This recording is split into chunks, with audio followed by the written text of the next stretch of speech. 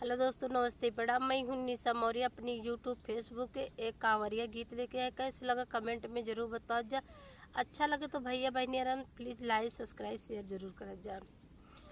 शिव जी खुश होले एक लोटा जल से, नाही कौन फल से ना। शिव जी खुश होले एक लोटा जल से, नाही कौन फल से ना।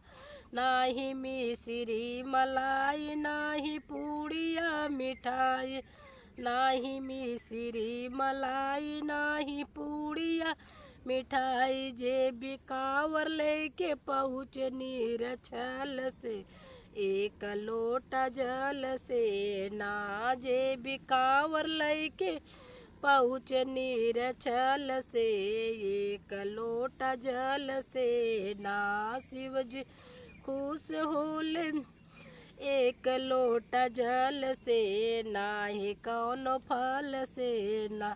न तयाढ़ाउल का फूल, न तबेला चमेली, न तयाढ़ाउल का फूल, न तबेला चमेली।